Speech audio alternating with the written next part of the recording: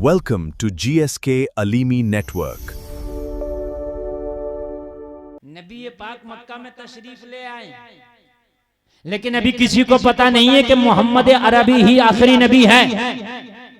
लेकिन सबको पता है कि मोहम्मद जो फैसला करते हैं लाजवाब होता है। मोहम्मद बोलते हैं तो सच बोलते हैं। इन जैसा कोई सादिक नहीं, इन जैसा कोई अमीन नहीं, इन जैसा कोई फैसल नहीं, इन जैसा कोई बात करने वाला नहीं। पूरे मक्का में मेरे नबी की शोहरत हो रही है, मेरे नबी की खूबियों के डंके बजाए जा रहे हैं। पूरे मक्का के लोग कह रहे थे अबू तालिब तुम्हारा भतीजा लाजवाब है।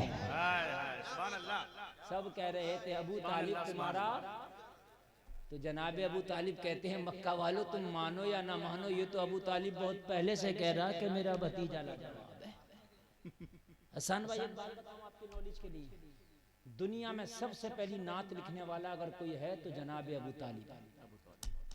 पूरी दुनिया में सबसे पहले अगर किसी ने नात लिखी है नबी की तो जनाब अबू तालिब। बड़ी बात बता रहा। हाँ, बुखारी शरीफ में आज भी वो जुमला मौजूद है कि जब मक्का में कहत पड़ा, बारिश ना हुई, तो सब दुआ मांग रहे थे, अपने अपने खुदाओं से कह रहे थे बारिश बरस जाए। अबू तालिब नबी का हाथ पकड़ के सहने काबा में ले गए और उन्होंने कहा कि इस सफेद गोरे चेहरे वाले के सदके में मौला बारिश बरसा दे। अबियस का लफ्ज़ है, अबियस का, गोरे चेहरे वाले के सदके में। और कसीदा लामिया तो आज भी मौजूद है, अरब शरीफ में मिलता है। 100 शेर ऐसे हैं जो हुजूर की तारीफ में लिखे हैं। हाय हाय हाय। अब जरा गौर करो, कहा जनाब अबू तालिब तुम्हारे भतीजे का हर हर अदा लाजवाब। कहा मक्का वालों अभी तो आगे देखना, अभी तुमने देखा क्या है।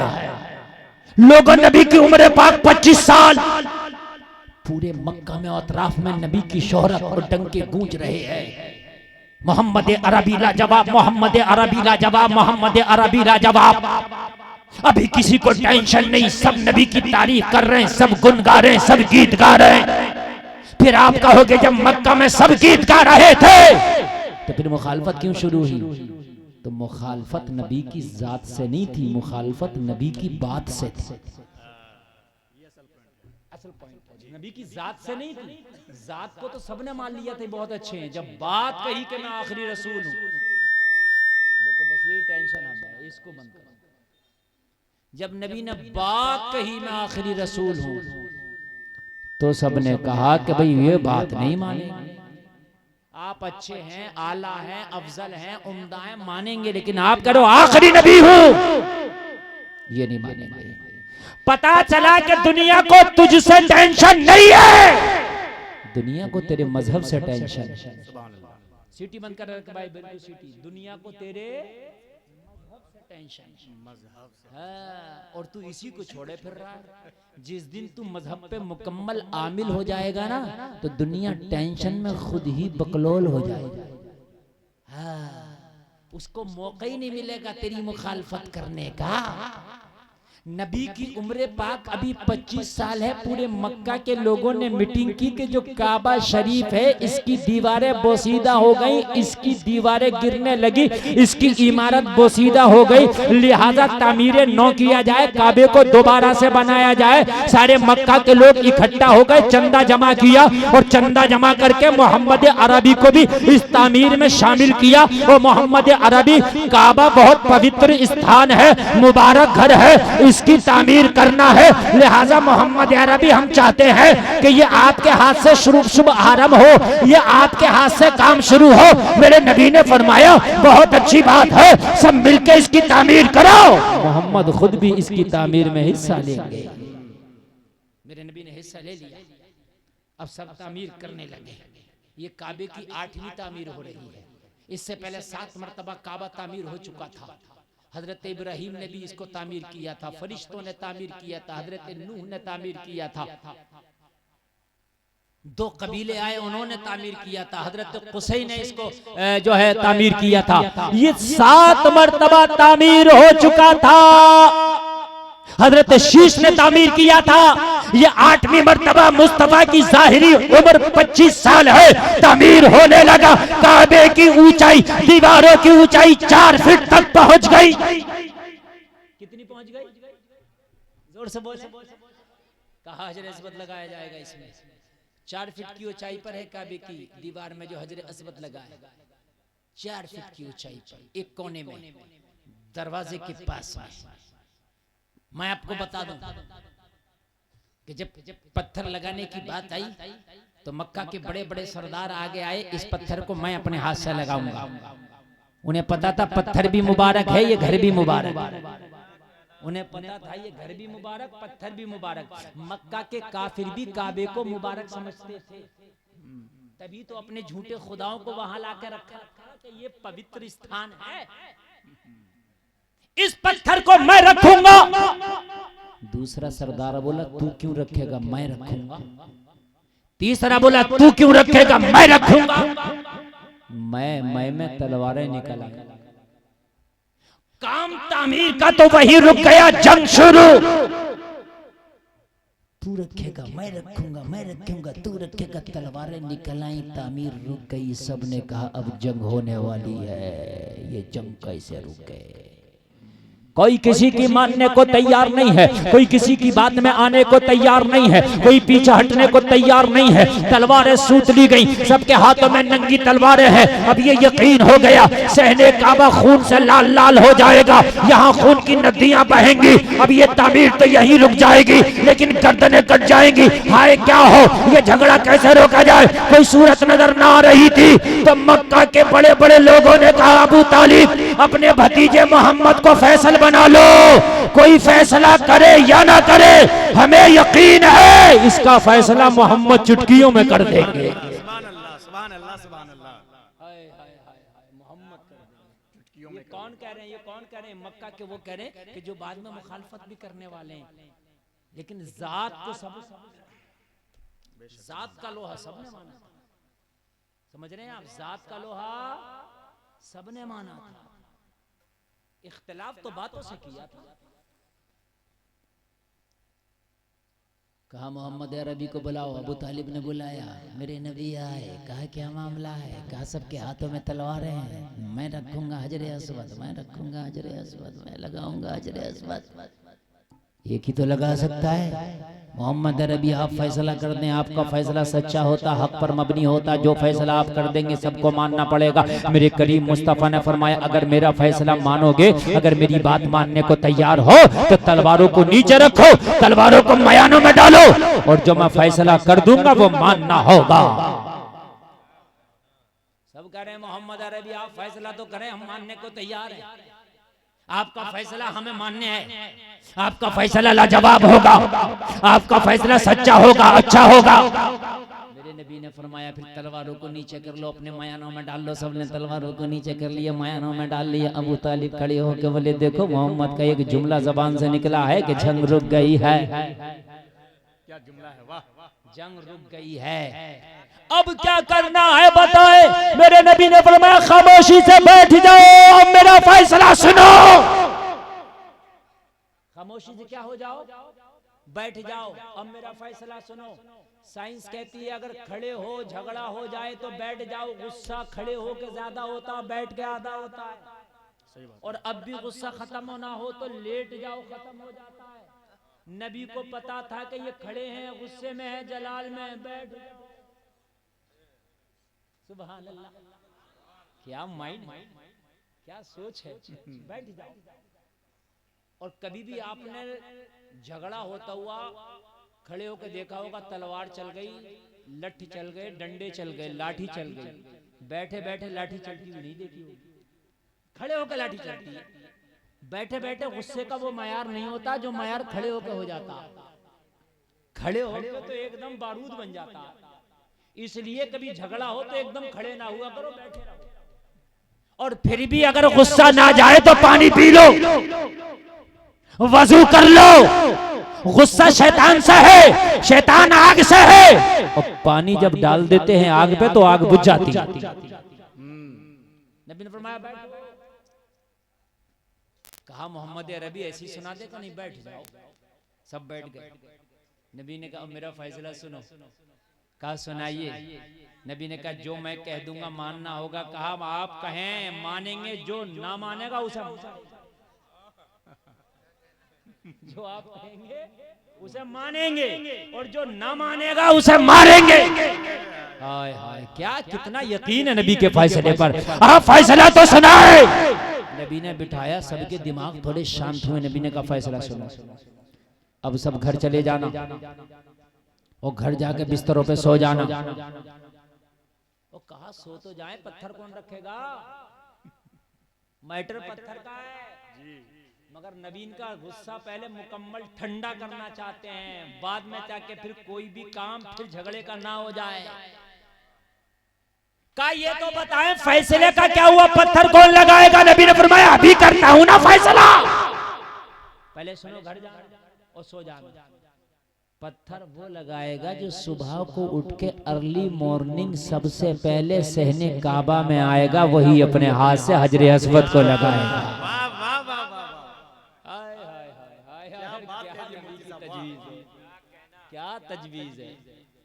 सबने कहा वाह मोहम्मद, आपका फैसला लाजवाब है, आपके मुंह को चूम लें, आपके हाथों को चूम लें, इसलिए कि आपने चुटकियों में फैसला फरमा दिया, इसमें तो किसी की तरफ झुकाव है ही नहीं। अब घर चले जाओ, जो सबसे पहले सहने काबा में आएगा वही पत्थर का लगाने का हकदार बनेगा, वही अपने हाथ से पत्थर लगाएगा। मोहम्मद, हम आपकी बात से 100% मुत्तफिक हैं। सब के सब चले गए और लोग अपने बिस्तरों पर लेटे।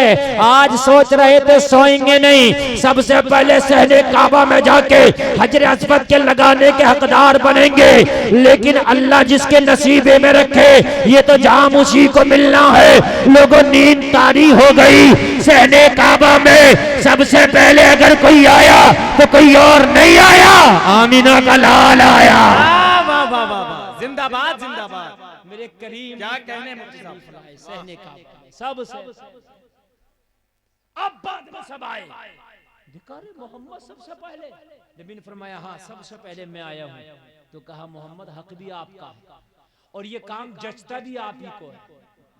हाय हाय, ये मुबारक काम जचता भी आप ही को है। अगर कोई और करता तो हो सकता हमारे दिलों में हसद पैदा हो जाता, अगर कोई और करता तो हो सकता है अंदर से आग हमारे उठ जाती कि ये क्यों लगा रहा है, इसके हिस्से में ये क्यों आया। लेकिन आपके हिस्से में ये काम आया, हम खुश हैं इसलिए कि हमारी नजरों में आप मुबारक है, ये काम मुबारक है। मुबारक हाथों से मुबारक काम हो जाएगा, ये तो बेहतर से बेहतर हो जाएगा। वाह सुभान अल्लाह। नबी ने फरमाया मुत्तफिक, कहने लगा मुकम्मल मुत्तफिक, आप काम करें हम अपनी आंखों से देखेंगे। हाय हाय हाय, 4 फीट काबे की दीवार, अब पत्थर लगना है। 4 फीट की ऊंचाई पर ये पत्थर लगा हुआ भाइयों। कितनी ऊंचाई पर? 4 फीट। जोर से बोले, जोर से बोले। काबे की टोटल ऊंचाई 39 फीट 6 इंच है। कितनी? इनको बता दे जो जा रहे हैं, इतना सुन के चले जाएं। ओ भैया, हेलो, इधर देखो, काबे की ऊंचाई कितनी है? काबे की ऊंचाई कितनी है? सुन के जाइए, सुन लीजिए, पहले सुन लीजिए क्या कह रहा है, पहले सुन लीजिए। कितनी लेटेस्ट बात बता रहा हूँ, कितनी लेटेस्ट बात बता रहा हूँ। अगर पूछ लिया जाए कि बुर्ज खलीफा कितनी ऊंची है तो सब बता देंगे, सबसे पहले सब बता देंगे। मैं काबे की, वो पहला खुदा का घर जिसमें एक नमाज पढ़ो तो 1 लाख नमाजों का सवाब मिलता है। और आप ये अजीब मसला यार, उठो चलो, ये गलती तुम्हारी नहीं, ये गलती टाइम की है। कितनी ऊंचाई है काबे की, जरा बताओ? 39 फीट 6 इंच। समझ में आ रही है? आ रही है कि नहीं आ रही है? याद रखना, हजरे अस्वद लगा है 4 फीट की ऊंचाई पर। कितनी ऊंचाई पर? 4 फीट। जोर से जोर से जोर से याद कर ले। यार एक चीज और बता के जा रहा हूँ, अगर कभी जाना होना तो काबे में कहाँ दुआ कबूल होती है। नबी ने फरमाया आज तक कोई दुआ ऐसी ना मांगी गई मुल्तजिम पे जो कबूल ना हुई। काबे में एक जगह मुल्तजिम, नबी फरमाते, हदीस है ये, नबी फरमाते आज तक कोई दुआ ऐसी ना मांगी गई मुल्तजिम पर जो कबूल। यार कितनी बड़ी बात है यार। अगर कभी दुआ कबूल ना हो ना तो काबे में जाके मुल्तजिम पे जरूर दुआ मांगना। और मेरे नबी पता कैसे मांगते थे? उससे सीने को चिपटा दिया ऐसे करके, रुखसार चिपकाते थे अपने गालों को, अपनी आंखों को चिपकाते थे और फिर रो रो के दुआएं मांगते थे। ओ जलसे में आने वालों, कभी जाना हो तो मुल्तजिम से अपने आप को चिपका देना और दुआ करना और कहना परवरदिगार तेरे नबी का कौल है, यहाँ खड़े होके जो दुआ की जाती है वो तेरी बारगाह में जरूर कबूल होती है। मेरी वजह से ना सही, मुस्तफा की वजह से ही कबूल फरमा ले। वाह वाह वाह वाह वाह वाह, नारे तकबीर, नारे रिसालत, मसलके आला हजरत, अज़मते औलिया कॉन्फ्रेंस, अल्लामा मुफ्ती गुलफाम रामपुरी साहिब क़िबला, नारे तकबीर, नारे रिसालत। समझ लें आप, कभी जाना तो वहां खड़े होकर दुआ जरूर करना। और वो जगह कौन सी है, जगह सुन लें आप, काबा शरीफ का जो दरवाजा है, काबा शरीफ का जो क्या है दरवाजा, उस दरवाजे से हजरे अस्वद की तरफ को बढ़ेंगे। हजरे अस्वद एक कोने में लगा हुआ है। हजरे अस्वद और काबे के दरमियान जो हिस्सा है ये मुल्तज़िम, सुभान अल्लाह, जरा कह दे सुभान अल्लाह। और इसकी चौड़ाई मेरा जो ये हाथ है बस इतनी है, इससे कम तो होगी, ज्यादा नहीं है। बस ये काबे का दरवाजा और ये हजरे अस्वद इस बीच का हिस्सा है। यहाँ भी भीड़ इतनी ही रहती है जितनी क्या हजरे अस्वद को बोसा दे, क्योंकि लोगों को मालूम है कि यहाँ चुपक के दुआ करते हैं तो उस दुआ का मर्तबा क्या है। बड़ा मुश्किल होता है वहां चुपकना, लेकिन कोशिश करके अगर एक बार चिपक जाए तो फिर हटना भी मुश्किल होता है। ये भी कमाल है, ये भी मैंने तजर्बा किया। अगर कोशिश करके वहां चिपक जाए तो फिर हटना भी मुश्किल होता है। फिर लोग पीछे से चिपकाए रहते हैं, फिर चिपका रहता है। और फिर दुआ करना और कहना या अल्लाह मेरी जबान तो इस काबिल नहीं कि मेरी ये दुआ कबूल हो जाए, मगर तेरे नबी का फरमान है। आज इस दर को मैंने आके यूं पकड़ा है कि तेरे नबी ने फरमाया है कि यहाँ की गई दुआएं आज तक रद्द ना हुई। मौला मेरी दुआ को कबूल फरमा ले। रब्बे काबा की कसम खा के कहता हूँ, इधर तू दुआ मांगेगा उधर बाबे इजाबत से टकरा जाएगा। सुभान अल्लाह, सुभान अल्लाह। दूसरी दुआ कबूल होती है मुस्तजाब पे, और ये मुस्तजाब कौन सा हिस्सा है? हजरे अस्वद से उल्टी तरफ चलोगे आप, दाहिनी तरफ नहीं, उल्टी तरफ। तवाफ सीधे हाथ की तरफ चल के करते हैं, ऐसे उल्टा चलोगे तो ये वाला जो हिस्सा है पूरा काबे की दीवार, रुकने यमानी और हजरे अस्वद की दीवार, जो बीच का ये जो दीवार है ये मुस्तजाब है। यहाँ 70,000 फरिश्ते दुआ करने वाले की दुआ पे आमीन कहते हैं। 70,000 फरिश्ते, समझ गए? दीवार दोबारा बता देता हूं मैं। हजरे अस्वद से उल्टी साइड में चलना, यानी सीधी तरफ ना चलना, ये उल्टी तरफ, बाईं तरफ। तो ये जो दीवार है और वो कोना रुकने यमानी है, और ये हजरे अस्वद है इस कोने में। ये जो दीवार है बीच की, ये मुस्तजाब है। यहाँ जो दुआ की जाती है मुस्तफा फरमाते यहाँ 70,000 फरिश्ते आमीन कहते हैं। एक जगह है जहाँ दुआ कबूल होती है, उसको कहते हैं मालूम है क्या? मकाम इब्राहीम। यहाँ खड़े होकर दुआ करें, दुआ कबूल होती है।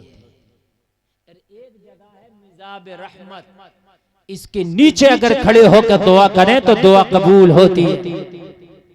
मैंने कई जगहें बता दी, जलसे में आने वालों जरा गौर से सुनना। और एक जगह है अराफात का मैदान। जब हज होता है और अराफात के मैदान में खड़े होके हाजी दुआ करता है तो जो दुआ कहीं कबूल ना हो वो अराफात के मैदान में कबूल हो जाती है। सुभान अल्लाह। अराफात के मैदान में ही जबल रहमत, वहीं पे हजरत आदम की तौबा कबूल हुई थी। बड़ी बातें हैं जो मैं बता रहा हूँ आपको, लेकिन एक गुनाह ऐसा है जिसकी माफी मुल्तजिम पे भी नहीं होती, जिसकी माफी मुस्तजाब पे भी नहीं होती, जिसकी माफी अराफात के मैदान में भी नहीं होती, जिसकी माफी मुज़दलिफा में भी नहीं होती, जिसकी माफी मकाम इब्राहीम पर भी नहीं होती। अब जरा सुनो, अगर जिगर रखते हो और कलेजा रखते हो, जलसे में आने वालों, कहने वाला मालिक बिन दीनार है, नाम याद कर लेना। मालिक बिन दीनार ने हज किया और हज करने के बाद में दुआ करने लगे, मौला इस साल लाखों हाजियों ने हज किया है, मगर पता नहीं किसका कबूल हुआ किसका नहीं हुआ। मालिक बिन दीनार सजदे में जाके दुआ कर रहे हैं। लोगों जरा गौर करो, मालिक बिन दीनार को बताया गया, जवाब मिला, ओ मालिक बिन दीनार, इस साल सबका हज कबूल कर लिया है अल्लाह ने, लेकिन एक शख्स है जिसका हज कबूल नहीं हुआ। तड़प गए, या अल्लाह कहीं वो मैं ही तो नहीं हूं जिसका हज करीब नहीं कबूल नहीं हुआ। और उसकी मौला वो है कौन जिसका हज कबूल नहीं किया गया? सुनना, कहा छोड़, मालिक बिन दीनार क्यों पूछता है? मेरे मौला मुझे बता दे, कहीं वो मैं ही तो नहीं हूं कि जिसका हज कबूल नहीं हुआ?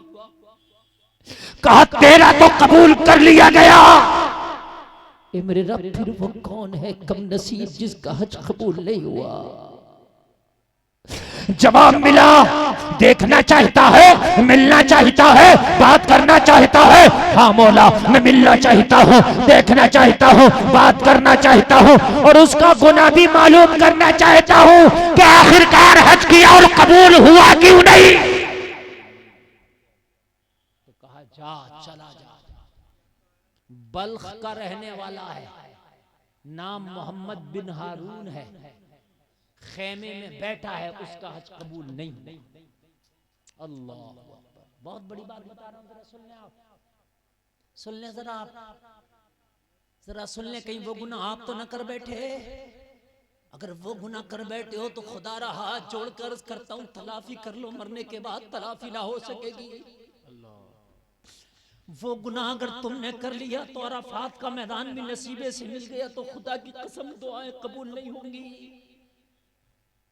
खुदा की कसम सहने काबा भी मिल गया, मुल्तज़म मुस्तजाब मिज़ाब, खुदा की कसम कुछ भी मिल गया दुआएं कबूल ना हो सकेंगी। जलसे में आने वालों, इस गुनाह का इर्तिकाब कहीं तुम तो ना कर बैठे हो, अगर हो गया है तो माफी करना। वो तरीका भी बताऊंगा माफी का, सुनो यार।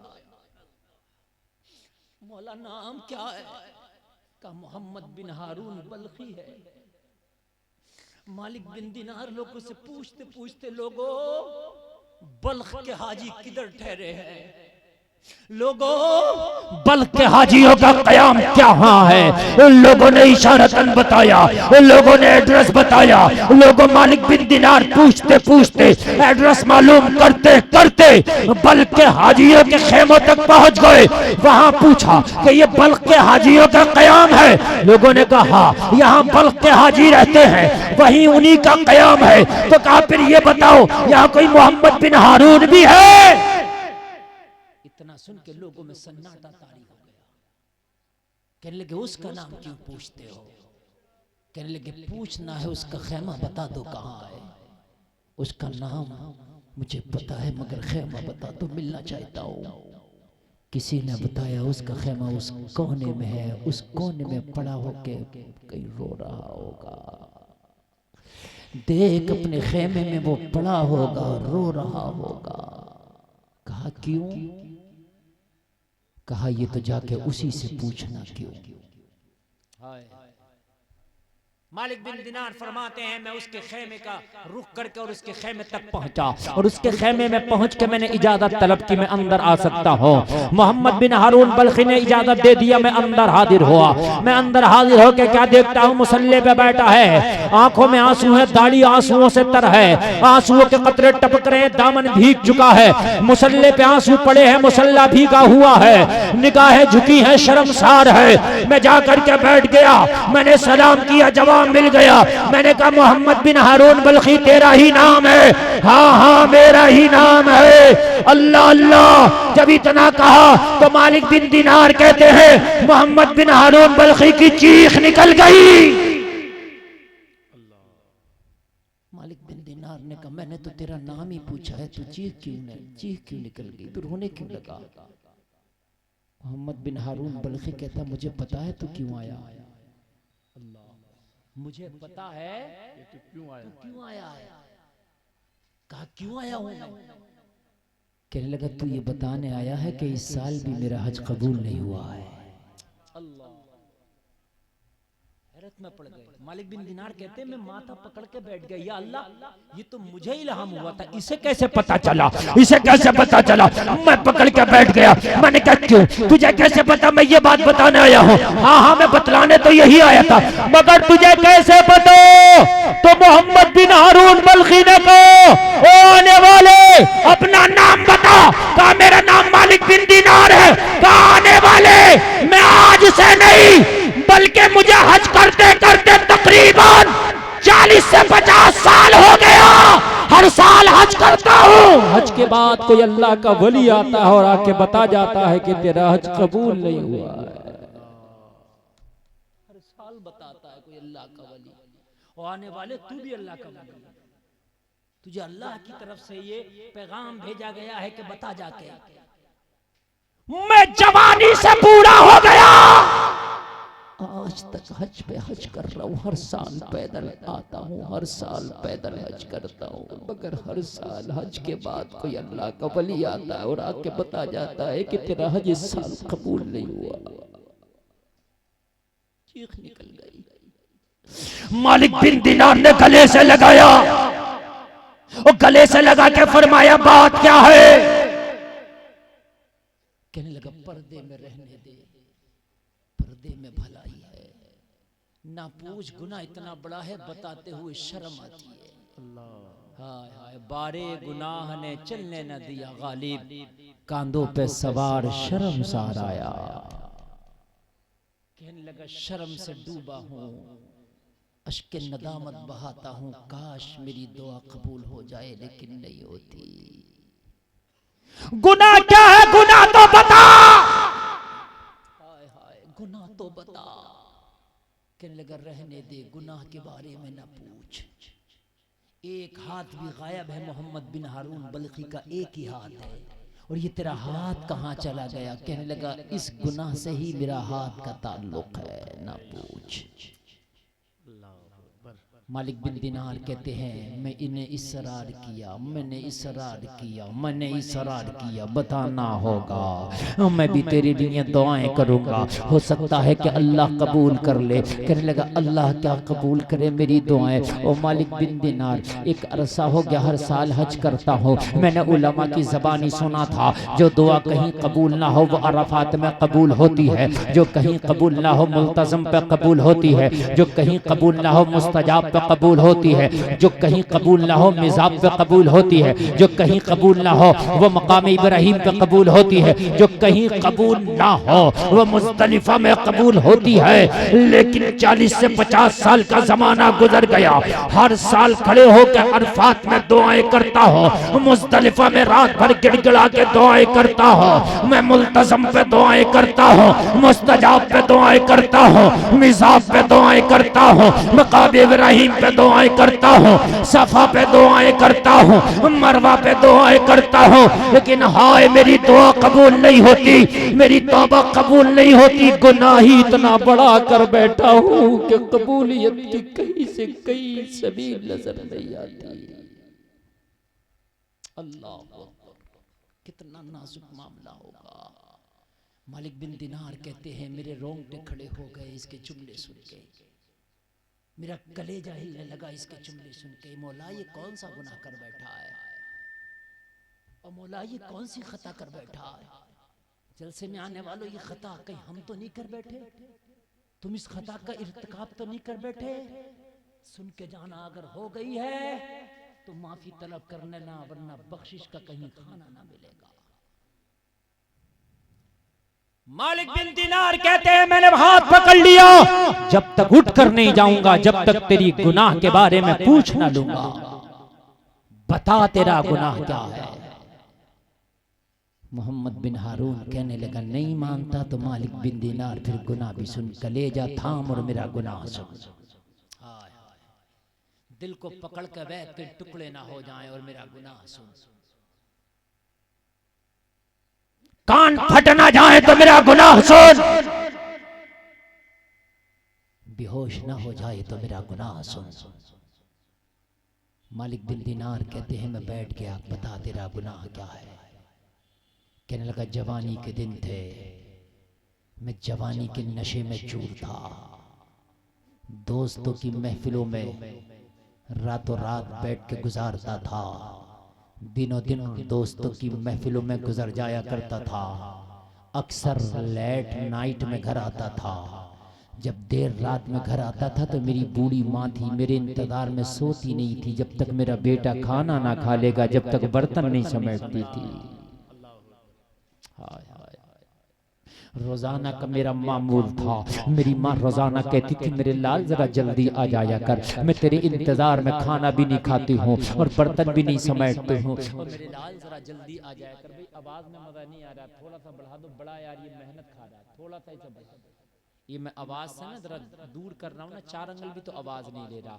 इसका कमाल मैं का ये होता है कि अगर मुंह दूर भी करो तो आवाज ले ले। आपको आवाज आ रही है मेरी कि नहीं आ रही है? आ रही है ना? ठीक है आ रही है। तो कहने लगा मेरी जवानी के दिन थे, मैं लेट नाइट घर पे आता, रोजाना मेरी माँ कहती मेरे लाल जरा जल्दी आ जाया कर, मेरी बूढ़ी हड्डियां हैं, मुझे रात को ज्यादा देर तक जागना नुकसान देता है, मैं रोजाना माँ की बात सुनता लेकिन अमल किसी दिन नहीं करता। कहने लगा एक दिन ज्यादा ही लेट में आया, लेकिन शराब पी के आया था दोस्तों में, नशे में मुकम्मल तौर से धुत था, मैं झूमता हुआ आया था, मेरे दिमाग पर शराब का नशा तारी था, मैंने चौखट में कदम रखा, सर्द रात थी, मेरी माँ बूढ़े वजूद के साथ बैठी थी मगर थर थर कांप रही थी सर्दी की वजह से, मगर प्यार और मोहब्बत इतना गालिब था कि मेरी माँ सो न सकी। मैंने अंदर कदम रखा, मेरी माँ ने तंदूर जला के रखा था, मेरा लाल आएगा, सर्दी का मौसम है, गरम गरम रोटियां सेक के खिलाऊंगी, गरम गरम रोटियां डाल के से खिलाऊंगी। कहने लगा जैसे ही मैंने कदम रखा और कदम रख के बूढ़ी माँ को कहा ओ माँ मेरे लिए खाना ला, तो बूढ़ी माँ ने कहा मेरे लाल आज ज्यादा ही देर कर दिया, तेरी माँ सरे शाम से तेरे इंतजार में बैठी है, मैं तंदूर बार बार जला रही हूँ, तंदूर ठंडा हो जाता है फिर जलाती हूँ, मेरे लाल को रोटियां ठंडी नहीं गरम गरम खिलाऊंगी। वो मेरे लाल कितनी बार कहा है दोस्तों की महफिल से जल्दी आ जाया कर, मगर आज माँ की बातों का कोई असर ना था, इसलिए कि शराब के नशे में चूर था। जब मेरी माँ के करीब पहुंचा, मेरी माँ को मेरी बू आई कि मेरे मुंह से शराब की बू आ रही है, मेरी माँ ने कहा शर्म किया कर, शराबे पी के आता है, रात के इतने अंधेरों में आता है, इतनी देर रात को आता है, अरे अपनी माँ का तो ख्याल किया कर। कहने लगा माँ के ये जुमले मुझे गिरा गुजरे, मैंने माँ को धक्का मारा, नशे में चूर था, मैं जवान था, माँ बूढ़ी थी कमजोर थी, मैंने हाथ का धक्का मारा, एक ही धक्के में मेरी बूढ़ी माँ तंदूर में जा गिरी। तंदूर दहक रहा था, मेरी माँ गिरी, माँ की चीखें बुलंद हुई, बूढ़ी माँ थी संभल न सकी, इतना कब्जा ना था कि अपने आप को बचा लेती,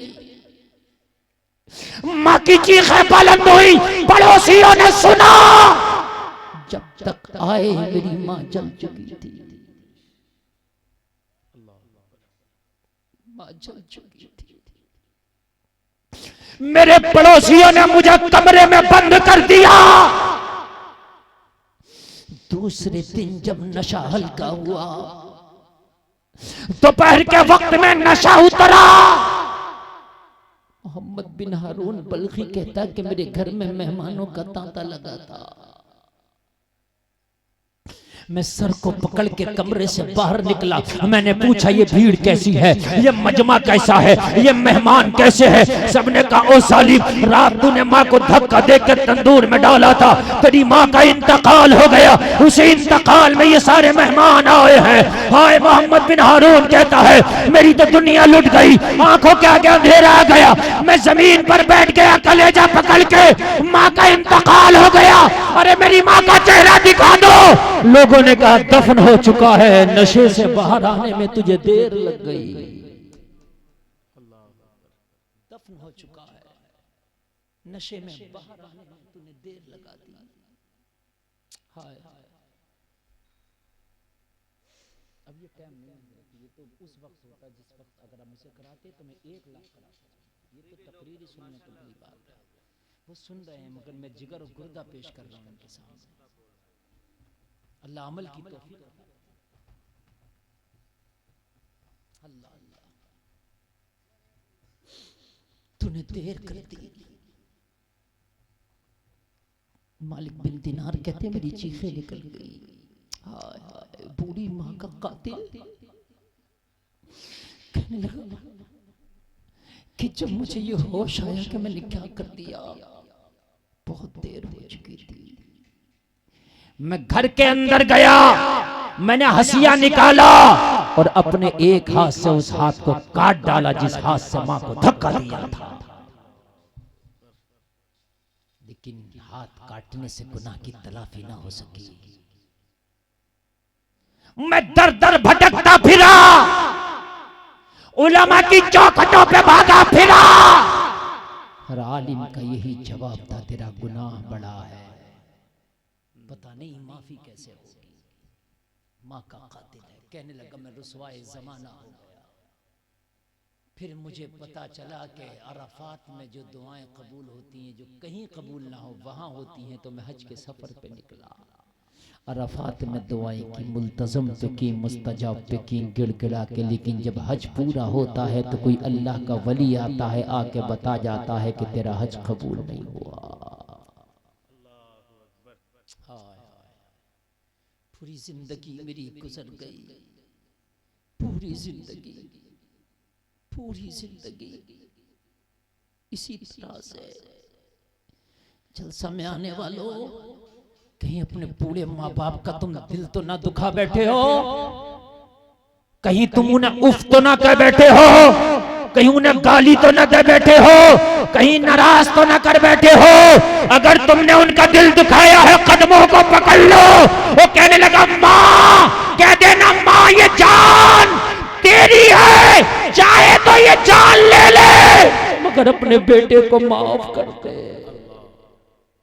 जब तक तेरा बाप तेरी माँ तुझे माफ ना करते, उसके कदमों को ना छोड़ना।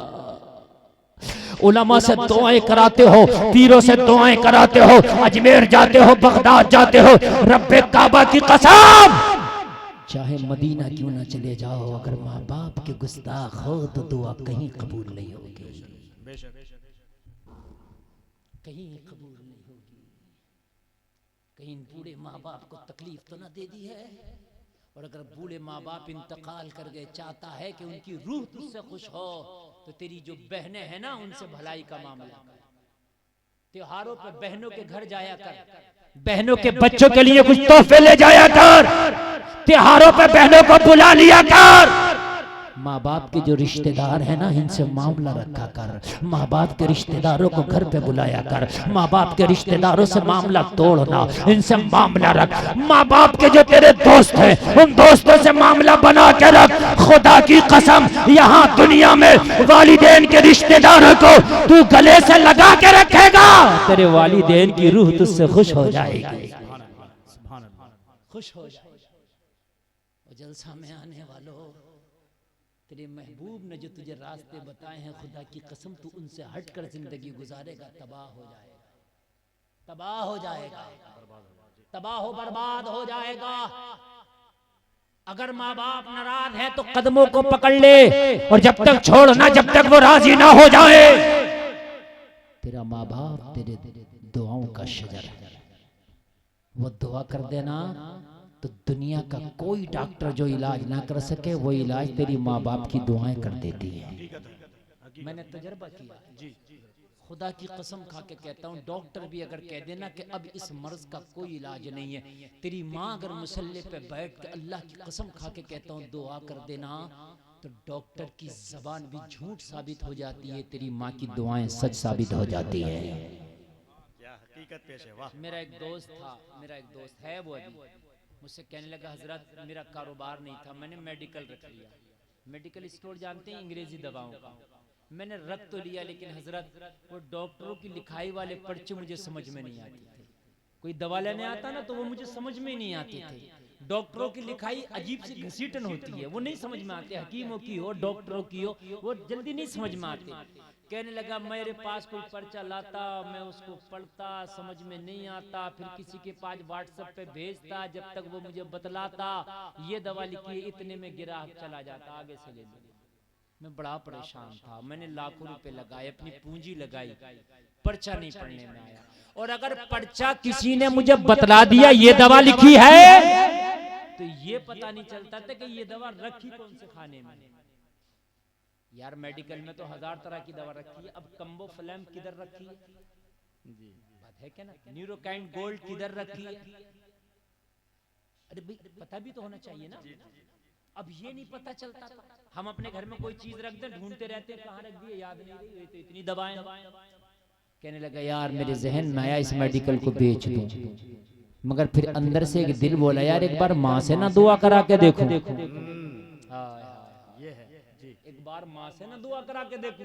कहने लगा मैंने माँ का दामन पकड़ा, घर जाके ओ अम्मी जान मुझे ना पर्चा समझ में आता है, ना दवा कहाँ रखी है समझ में आती है, ओ अम्मी जान मेडिकल बिल्कुल बिकने की कगार पर है, आप जरा दुआ तो कर दो दिल से, अगर आप दुआ कर दोगी तो शायद जहन तेज हो जाए। कसम खा के कहता मिंबरे रसूल पे बैठा हूँ, कह रहा मेरी माँ ने दुआएं की थी, मेरी माँ ने दुआएं की थी, 1 हफ्ता ना लगा था किसी भी डॉक्टर का पर्चा ले आ, देखता हूं सेकंडों में पढ़ लेता हूं। ये माँ की दुआओं का कमाल है, मेरी माँ की दुआओं का कमाल। और सबकी माएं सबके लिए सबसे बड़ा पीर है। ये पीरों के पीछे भाग रहे हो ना, मैं मना नहीं कर रहा हूं, मैं भी मुरीद हूं अपने पीर का, और आप भी अच्छे पीर के मुरीद हो जाओ, लेकिन पीर के पीछे बाद में भाग, सबसे बड़ा पीर तेरे घर में तेरी माँ है, इससे बड़ा कोई पीर नहीं। नबी ने फरमाया इस पीर के बारे में कि जैसी मेरी दुआएं मेरी उम्मत के हक में कबूल होती है, ऐसी माँ की दुआएं उसकी औलाद के हक में कबूल होती है। अल्लाह, बहुत लंबी तकरीर हो रही है, नींद तो नहीं आ रही है ना? बताएं बताएं, आ रही है तो खत्म कर लेते हैं। देखिए हमारी तकरीर इस वक्त जो है 1 घंटा 15 मिनट हो चुकी है। अब आप अगर और इजाजत दें तो 5 मिनट बढ़ा दें, जोर से बोलो, बता दीजिए हाथ उठा के। अरे अल्लाह सलामत रखे, बहुत अच्छा सुन रहे हैं। 2:20 से भी ऊपर टाइम, मेरा अंदाजा था कि जलसा हद से हद 2 बजे तक चलेगा, लेकिन 2:30 बजने जा रहा है। लेकिन जितने लोग बैठे हैं अब वो ऐसे चिपक के बैठे हैं, ऐसे बैठे हैं कि जैसे अभी शुरुआत जलसे की हुई है। अल्लाह सलामत रखे, अल्लाह सलामत रखे। कोई मजमे में से खड़े होकर जरा नारा लगाए, मैं आगे बढ़ाऊं तकरीर लगाए। अल्लाह अल्लाह इनकी बरकतों से सबों को माला माल फरमाए। मेरी आवाज़ माइक के जरिए बहुत दूर तक जा रही है, पूरे रास्ते में मर्द और औरतें भीड़ लगाए खड़े हैं। मैं उन्हें अल्लाह का वास्ता देता हूँ, तुम्हें शर्म आनी चाहिए कि तुम घर से कह के आए थे कि जलसे में जा रहे हो और यहाँ तुमने बाजार लगा रखा है। मर्द भी खड़े हैं और औरतें भी खड़ी हैं और खल्त मल्त बिल्कुल पूरा रास्ता भरा है। तुम्हें शर्म आनी चाहिए, डूब के मर जाओ कहीं अगर पानी मिल जाए तुम्हें। तो मुस्तफा के जलसे की इज्जत की धज्जियां उड़ाते हो। तुम घर से आए क्या करने थे? या तो तुम अपने घर से आए ना होते, और अगर आ गए थे तो फिर धोखा ना देते, यहाँ मुस्तफा का जलसा सुनते। शर्म आना चाहिए। लड़कियों के गले में हाथ डाल के खड़े हैं जालिम और कहते हैं कि हम जलसा सुनने आए। और मैं उन बेटियों को भी कहता हूं, वो इतनी बड़ी नाटकखोर है और तुम करने क्या आई हो मेकअप करके यहाँ? तुम बाल खोल कर अपने दुपट्टे गलों में डाल के और तुम अपनी बालों की लड़ियां लटका कर यहाँ कम के करने क्या आ रही हो? ये कौन सी हरामखोरी है? ये कोई मेला है या बाजार है? ये मुस्तफा का जलसा है। खबरदार, अगर जलसे में आओ तो बाहया बन के आओ, बापर्दा बन के आओ, हिजाब में आओ, बालों को छिपा के आओ, वरना खुदा की कसम ना आओ तुम पे अल्लाह उसके फरिश्तों की लानत बरसेगी। अजीब ड्रामा बना रखा है, अजीब लानत बरसेगी तुम पर। वो कमाल है, ऐसा लग रहा मैं भी कार में आ रहा तो ऐसा लग रहा मैं जलसे में नहीं जा रहा, किसी गुंडे की शादी में जा रहा हूं। वो बाल खोल के किसी के सर पे दुपट्टा नहीं, तुम्हें शर्म नहीं आती? अपने आप को मुसलमान कहलाती हो? खबरदार जो तुम जलसे में आई, अगर तुम्हें जलसे में आना है तो हिजाब करके आओ, ताकि कोई देखने वाला देख के समझ जाए ये मुस्तफा की महफिल से आ रही है, हजरत फातिमा का पर्दा सुन के आ रही है, सीरत पासमा फातिमा का पाठ सुन के आ रही है, ताकि देखने वाला देख के कह दे ये करबला वालों की कनीज आ रही है। ये क्या गुंडागर्दी? भैया आवाज बढ़ाओ। ऑपरेटर साहब किधर गए? ऑपरेटर साहब आवाज बढ़ाओ, उसका आवाज बढ़ाइए, कम नहीं, आप कम नहीं करेंगे आवाज, मैं बढ़ाऊंगा, आप कम नहीं करेंगे। एक तो वैसे ही लेट हो गया हूं और आप आवाज कम कर रहे हैं।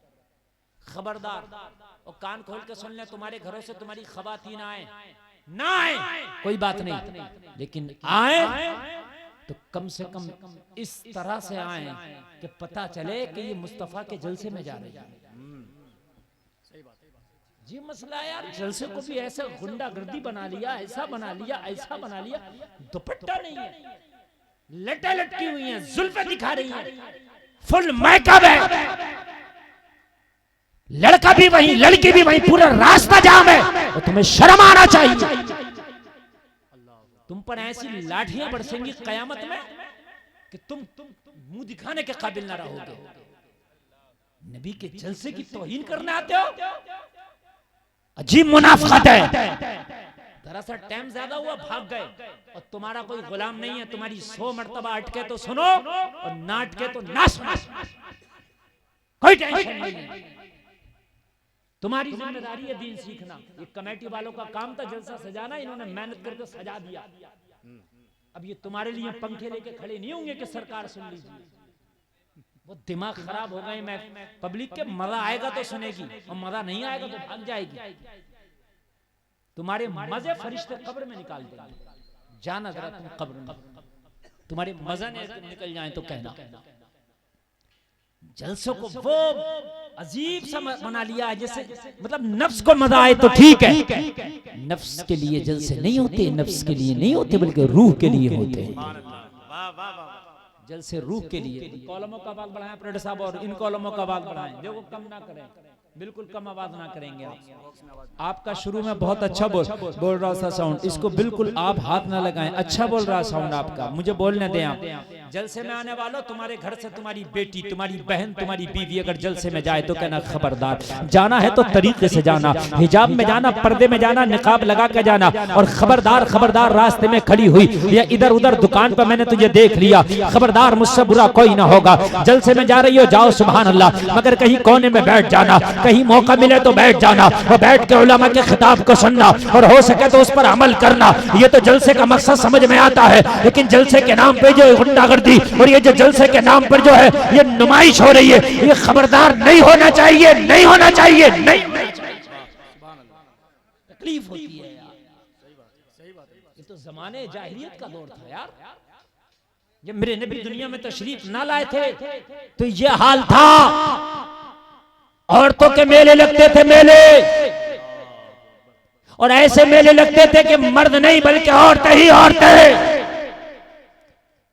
हमारा हाल वो जमाने जाहिलियत की तरह हो गया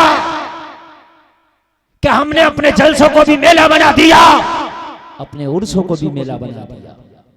हमारे उर्स भी मेला है, उर्स भी मेला है। मेरे अजीज, ये मौलवी ना कहेगा तो कौन कहेगा? बातें हमारी कड़वी लगती हैं, लेकिन मीठी दवा दे दे के कब तक तुम्हें यार परेशान करें। दवा कड़वी होती है, लेकिन खुदा की कसम मर्ज को आराम करती है। जलसा में आने वालों, वो कान खोल के सुनो, सांप हर जगह टेढ़ा चलता है, मगर जब अपने बिल पे आता है तो सीधा चलता है। ये अजीब कौम है। अरे कहीं तो यार शर्म करो। लोग मदीना शरीफ जाते हैं तो गुम्बद खजरा के सामने सेल्फियां ले रहे होते हो, तुम्हें शर्म नहीं आती? कहां खड़े हो? तुम्हें पता नहीं कि जहां 70,000 फरिश्ते सुबह में आते हैं, 70,000 फरिश्ते शाम में आते हैं, जो एक बार आ गया उसे दोबारा आने का मौका ना मिलेगा। ऐसी मुतबर्रक मुबारक जगह है जहां पर कुतुब अब्दाल बड़े बड़े आते हैं और अपने जमीन अकीदत को खम करते हैं। यहाँ पर अल्लाह ने कहा अपनी आवाजों को भी ऊंचा ना करो, यहाँ पर हवाएं भी अदब से चलती है। तू सेल्फियां ले रहा, खुदा की कसम तेरे मुंह पे मार दिए जाएंगे ये उम्र। सेल्फियां ले रहा, अजीब मसला है मेरी कौम का। मेरे अजीज, तुमने उस मुस्तफा का कलमा पढ़ा है कि जिसके सामने कहा गया कि अपनी आवाज भी ऊंची ना करो, ना आवाज भी ऊंची ना करो, मना कर दिया गया आदाब। तो ये उसी नबी की तो महफिल है यार, ये किसी और की थोड़ी है, उसी नबी की तो महफिल है। और तुम्हारा तो ईमान है कि नबी जिंदा है, और तुम्हारा तो ईमान है नबी कब्र से देख रहे हैं। तो तुम्हारे ये हाल देख रहे होंगे, बाजारों में लड़कियां खड़ी हैं बेपर्दा, तो मुस्तफा को तकलीफ हो रही होगी। क्या सवाब मिलेगा तुम्हें, मुझे बताते दो आप जरा यार। तुमने कुर्सियां खाली करी और वहां गुंडागर्दी करने रोडों पे पहुंच गए। क्या मुस्तफा तुमसे राजी होंगे, मुझे बताओ। अल्लाह की कसम, अगर अदब नहीं तो ईमान नहीं। अदब ईमान का हिस्सा है, अदब होना चाहिए, अदब। और मुस्तफा की बारगाह में हवाएं भी अदब से चलती हैं, और मुस्तफा की बारगाह में परिंदे भी अदब से उड़ते हैं, और मुस्तफा की बारगाह में फरिश्ते भी अदब से आते हैं। अगर तू भी अदब से चला गया तो अल्लाह की कसम खा के कहता हूं, अगर समंदर की झाग के बराबर भी गुनाह होंगे ना तो मिटा दिए जाएंगे। जरा कौन है यार सुभान अल्लाह, और जोर से बोलो सुभान अल्लाह। बस मैं तकरीर शुरू कर रहा हूं, ये अहम बातें हैं जो मैंने कह दी और ये होना चाहिए। आज के बाद तुम्हारी जिम्मेदारी है, खबरदार जलसे का माहौल ना बिगड़ना चाहिए। जलसा इस्लाह के लिए होता है, बिगाड़ के लिए नहीं होता है। जलसे में ऐसा होने लगेगा तो फिर मुझे बताइए फिर रह क्या गया। हजरत उमर इब्ने खत्ताब ने इसलिए औरतों को मस्जिद से रोक दिया। पहले औरतें मस्जिद में जाके नमाज पढ़ती थी, मगर उमर इब्ने खत्ताब ने रोका, कहा इसलिए कहीं खल्त मल्त ना हो जाए, बेहयाई के मामले यहाँ मस्जिदों में ना होने लगे, इसलिए रोक दिया गया। अगर जलसों में आकर औरतों की बेहयाई होती है तो फिर ना बेहतर, या तो आके इस्लाह करें। ये बिल्कुल हकीकत जुमले बोल रहा हूँ मेरे भाई। सब कुछ ऐसे नहीं होना चाहिए कि जो हम कर रहे हैं यार के बस हो रहा रस्मी ना। मेरे भाई हर जगह रस्मी ना हो ना। देखो हम हर जगह दागदार हैं, गुनाहगार हैं, खताकार हैं, मगर खुदा की कसम जब मुस्तफ़ा की नामूस की बात आती है ना तो यहाँ हम मुखलिस हैं, यहाँ हम सौदा नहीं करेंगे। मुस्तफ़ा की जब नामूस की बात आती है तो हम यहाँ सौदा नहीं करेंगे, हम मुखलिस हैं। अब मैं तुझे तेरे नबी की सीरत बताऊंगा, खुदा की कसम रोंगटे खड़े हो जाएंगे, ईमान ताज़ा हो जाएगा। सुभान अल्लाह, जरा बोले सुभान अल्लाह। मैं बताऊंगा, आपका ईमान में गारंटी देके जा रहा हूं। मैं आ गया तकरीर करने के लिए, ओरिजिनल गुलफाम रज़ा कादरी आपके सामने बैठा। मैं वो हूँ कि जब उर्से आला हजरत में अगर तकरीर करता हूँ ना तो 10 लाख का मजमा होता है, जो जहां होता है सन्नाटा छा जाता है और ऐसे लोग सुनते हैं जैसे क्या प्यासे किसी चश्मे के करीब जमा हो गए हो। लेकिन सुनाऊंगा तो जब आप सुनने का थोड़ा सा माहौल बना लेंगे, ठीक है? माहौल बस खामोश, आप नारा ना लगाएं मुझे टेंशन नहीं, सुभान अल्लाह ना कहें मुझे टेंशन नहीं, इनाम ना दे मुझे टेंशन नहीं, बस खामोशी से टिकटिकी बांध के सुनते रहे। आपको समझाना, आपके भेजे में घुसाना, ये मेरी जिम्मेदारी है इंशाअल्लाह, मेरी जिम्मेदारी है। तकरीर ऐसी करके जाऊंगा, जितनी करूंगा उतनी समझोगे। वो नहीं करके जाऊंगा कि मैं कर गया सरों के ऊपर से गुजर गया।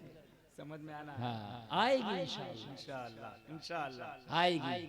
और जब तुम यहाँ से बादब होके सुनोगे ना तो मदीने वाले मुस्तफ़ा इनाम अता फरमाएंगे, और इनाम ये होगा कि मरने से पहले तुझे मदीने का मेहमान बना लेंगे।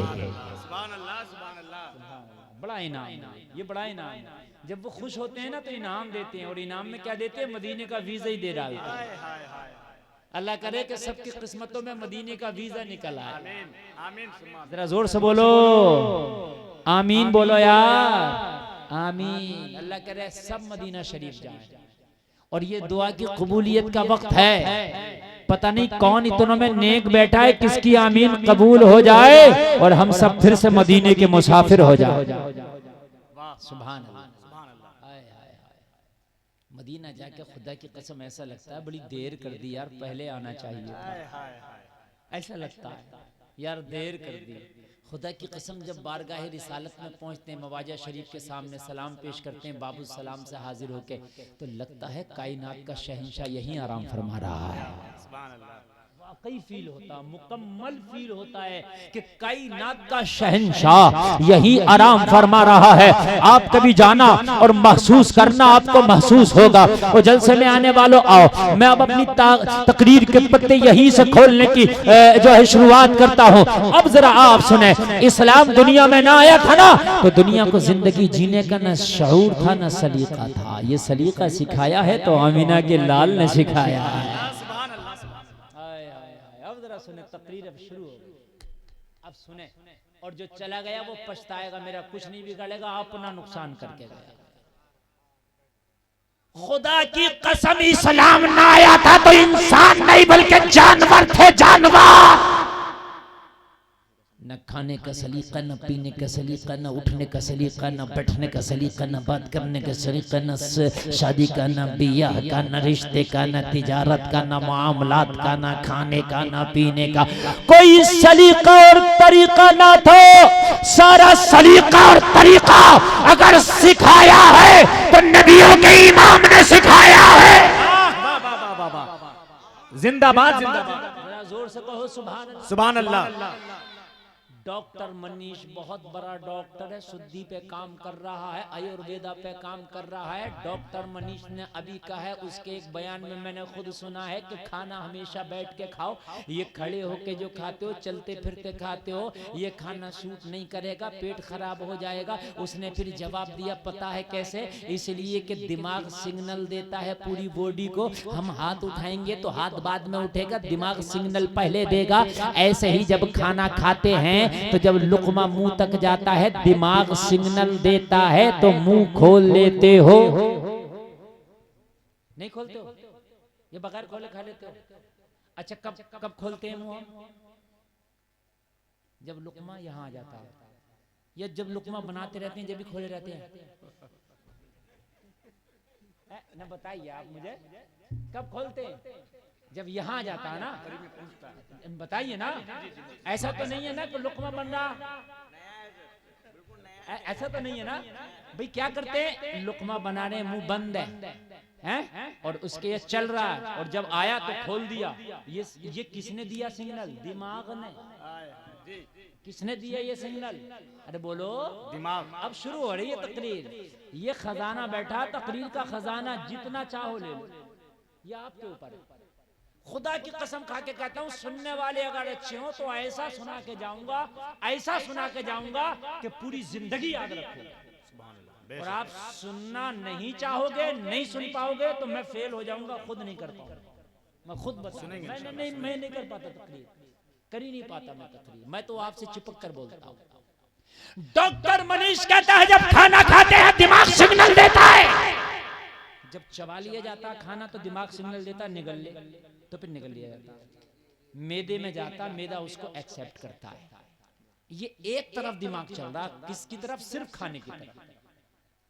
लेकिन खड़े होकर खाएगा, चल के खाएगा तो डॉक्टर मनीष कहता दिमाग का सिग्नल बट जाएगा।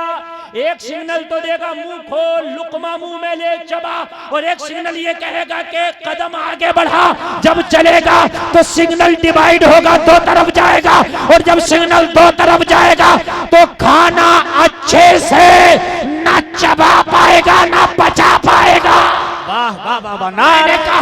मैंने कहा डॉक्टर मनीष, मैं सलाम करता हूँ तुम्हारी रिसर्च को, मगर तुम्हारी रिसर्च आई बड़ी देर से आई, 1400 साल के बाद आई। मेरे नबी ने 1400 साल पहले बताया, दस्तरखान बिछा के बैठ के खाना खाना मेरी सुन्नत है। वाह वाह वाह वाह वाह। नारे तकबीर, नारे रिसालत, आला हजरत अजमत औलिया कॉन्फ्रेंस अल्लामा मुफ्ती गुलफाम रामपुरी साहिब क़िबला।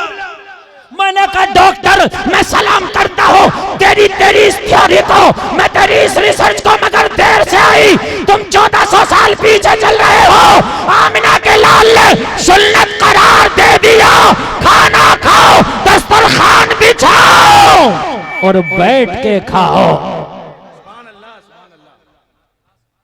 सुन्नत करार दे दिया, यह है इस्लाम।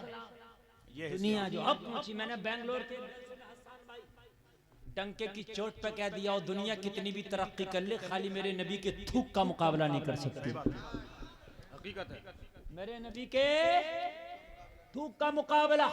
एक इंजीनियर ने मुझे तकरीर के बाद पकड़ लिया, बोला हजरत पढ़े लिखे लोग भी होते, मीडिया सामने आप कैसी बात करते हैं? अगर किसी ने हमसे सवाल कर लिया तो हम जवाब क्या देंगे? दुनिया चांद पर पहुंच गई, दुनिया ने जमीन के मादनियात को निकाल लिया, दुनिया ने पेट्रोल निकाल लिया, दुनिया ने जमीन की छाती चीर कर कितने मादनियात निकाले हैं। अरे दुनिया कहां कहां सैटेलाइट लगा दिया, दुनिया ने जो है कितना बड़ा इंटरनेट का सिस्टम बना दिया।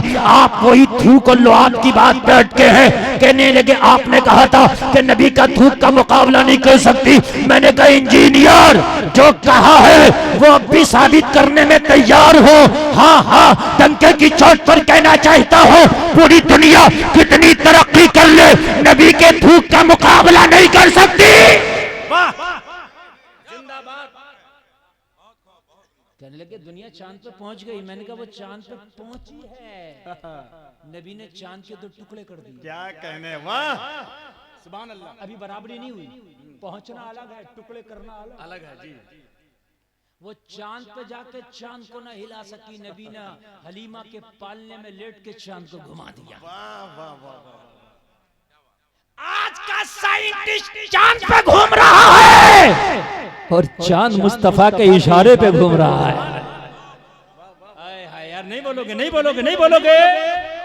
अगर कंजूसी करोगे तो कान खोल करके सुनना, ये इस चीज की अलामत है कि मोहब्बतें मर रही हैं। अरे ये चांद पे घूमने जा रहा है, चांद मुस्तफा के इशारे पे घूम रहा है। सुभान अल्लाह। बोलो बोलो, है क्या नहीं है? मैंने कहा अभी भाई बहुत फर्क है, मैं तो थूक की बात कर रहा हूँ, चांद वान की बात ना कर, चक्कर में पड़ जाएगा। कहने लगा थूक कैसे कह दिया? मैंने कहा ऐसे कह दिया। कहाँ रहते हो? बेंगलोर में। पानी कहाँ से पीते हो? मौलवी आदमी तेज भेजा रखता हूँ। मैंने कहा इसको अगर कुरान और हदीस की मुकम्मल समझ होती तो ये सवाल ही ना करता। मुस्तफा का थूक और लुआबे दहन तो बड़ी चीज है, जो जर्रा पैर से लग जाए उसका मुकाबला नहीं कर सकता कोई। लेकिन मैंने का जवाब तो यार देना है इसको, वरना सवाल इसका अटका रह जाएगा। मैंने कहा इंजीनियर साहब पानी कहां से पीते हो? कहने लगे घर से जो स्टॉक किया हुआ रहता है मटके में पानी, वो पीते हैं। मैंने कहा हमारे यूपी में ऐसा नहीं है, बिहार में भी ऐसा नहीं है, हम तो नल चलाते हैं, निकालते हैं, पीते हैं। ऐसा होता नहीं होता, लेकिन बेंगलोर में ऐसा नहीं है। पहले तो पानी जमीन में जल्दी निकलता नहीं, निकल जाए तो मीठा नहीं खारा निकलता है। कैसा निकलता है? तो हमारे यहाँ मीठा निकलता है। तो कहने लगा हजरत हम यहाँ नहीं पी सकते, खारा है पानी, तो इसलिए मीठा पानी का टैंक आता है, स्टॉक करके रखते हैं, उसी को पीते। तो मैंने कहा यार कोई ऐसा केमिकल ना बनाया, दुनिया ने बड़ी तरक्की कर गई कि बेंगलोर की जमीन में डाल देते हो, बेंगलोर शहर का पानी मीठा हो जाता। बात है कि नहीं? कोई ऐसा यार केमिकल तो तैयार होना चाहिए था। कहने लगा हजरत अभी बेंगलोर ही में नहीं बल्कि महाराष्ट्र में जाओगे तो खारा मिलेगा, तमिलनाडु में जाओगे तो खारा मिलेगा, हैदराबाद में जाओगे तो खारा मिलेगा, कर्नाटक में आओगे तो खारा मिलेगा, दिल्ली में जाओगे तो खारा मिलेगा। बल्कि ज्यादातर धरती ऐसी है कि पानी खारा मिलेगा, मीठा पानी कम मिलेगा। तो मैंने कहा अभी नबी का मुकाबला नहीं किया। कहने लगा कैसे? मैंने कहा एक खारा कुआं था, नबी ने उसने अपना थूक डाल दिया, पानी को मीठा कर दिया था। आज तक दुनिया उसका मुकाबला न कर सकी। तभी तो बरेली का रजा बोला कौन देता है देने को मुंह चाहिए, देने वाला है सच्चा हमारा। इस्तकबाल कीजिए, इस्तकबाल कीजिए। नारे तकबीर, नारे रिसालत, अज़मत औलिया कॉन्फ्रेंस। अल्लाह अकबर। जवाब दीजिए, जवाब दीजिए। या रसूल अल्लाह जिंदाबाद। क्या कहने मुफ्ती साहब? मरहबा मरहबा मरहबा।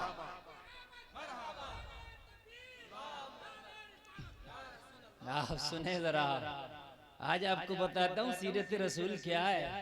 आपने बॉलीवुड को देखने जीना सीखा है, आप हॉलीवुड को देख के जी रहे हो। आप समझते क्या हो, तरक्की बॉलीवुड में है, तरक्की हॉलीवुड में है। खुदा की कसम, तरक्की ना बॉलीवुड के पास है, तरक्की ना हॉलीवुड के पास है, तरक्की तो मुस्तफा के कदमों में है। हाँ, नहीं है, तुम किसे देख के जी रहे हो? इनको खुद जीना नहीं आता। मेरे नबी से कायनात जीना सीख रही है, मेरे नबी से कायनात रोशनी ले रही है। और जलसे में आने वालों, मेरे नबी दुनिया में तशरीफ ना लाए थे तो जिंदा बच्चियों को दफन कर दिया जाता था। वो कब्रिस्तान आज भी अब्दुल्ला हरम के पास मौजूद है। कभी मक्का शरीफ जाना हो तो देख लेना, जो नया अब्दुल्ला हरम बना है उसके बराबर में रोड है, रोड के बराबर में वो कब्रिस्तान है जहाँ मक्का की जिंदा लड़कियों को दफन कर दिया जाता था। और जलसे में आने वालों, शादी करने के उन्हें तरीके नहीं आते थे, उन्हें तिजारत के तरीके नहीं आते थे, आपस में उनके झगड़े हो जाएं तो सुलह करने के तरीके नहीं आते थे। कई कई नस्लों तक उनकी जंगें चलती थी, मगर करीम मुस्तफा है तो करीम मुस्तफा ने गले कटते हुए को गले लगाना सिखाया, करीम मुस्तफा ने रोते हुए को मुस्कुराना सिखाया, करीम मुस्तफा ने मरते हुए को जिंदगी जीना सिखाया। अरे करीम मुस्तफा ने पूरी दुनिया को बताया कि तरीका हयात अगर पाओगे तो मोहम्मद के कदमों में पाओगे। सुभान अल्लाह, सुभान अल्लाह। कहाँ जा रहे हो? आज मेरी कौम भी इधर उधर भाग रही है। अरे यार, दुनिया जाए तो जाए, उनके पास नहीं होगा कोई उनका सिखाने वाला। मेरे पास तो मेरा सिखाने वाला मौजूद है ना। अरे मेरे पास तो मेरे सिखाने वाला मौजूद है ना, जिसने ज़ाब्ता हयात को इतनी बारीकी से लिया। मेरे नबी ने इतनी बारीकी से लिया, खुदा की कसम पूरी दुनिया में किसी को भी पढ़ लो, इतनी बारीकी से उसने ज़ाब्ता हयात पेश ही नहीं किया जितनी बारीकी से आमिना के लाल ने पेश किया।